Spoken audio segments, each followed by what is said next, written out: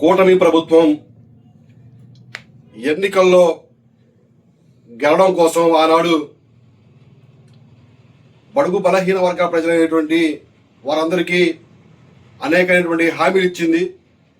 దానిలో భాగంగా క్రైస్తవ సోదరులందరికీ క్రిస్మస్ కానుక, అలాగే సంక్రాంతి కానుక, రంజాన్ తోఫా లాంటివి కానుకలు అందజేస్తామని చెప్పేసి ఆనాడు పరకాల పలికినటువంటి నేతలు ఈరోజు దాని మీద మాట్లాడకపోవడం అనేది చాలా ఆశ్చర్యకరమైనటువంటి విషయం.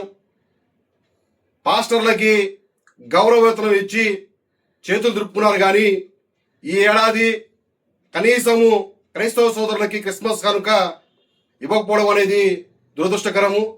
అదేవిధంగా వచ్చే ఏడాది సంక్రాంతి పండుగ అనేది దేశవ్యాప్తంగా ఉన్నటువంటి తెలుగు ప్రజలు, అదేవిధంగా రెండు తెలుగు రాష్ట్రాల ప్రజలు ఎంతో అట్టహాసంగా ఎంతో ఉల్లాసంగా జరుపుకుంటూ ఉంటారు. ఆ సంక్రాంతి కాలం కూడా ఇస్తారో లేదో అని చెప్పేసి చాలా మంది ప్రజలు ఆందోళన వ్యక్తం చేస్తూ ఉన్నారు.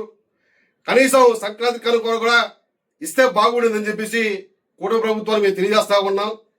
ఆ విధంగా చేయకపోతే అన్ని జిల్లా కార్యాలయాల ముందు ప్రత్యేకమైన ఆందోళన కార్యక్రమాలు గిరిజన సమైక్య ఆధ్వర్యంలో చేయవలసి వస్తుందని చెప్పేసి మేము కూటమి నేతలను హెచ్చరిస్తా ఉన్నాం.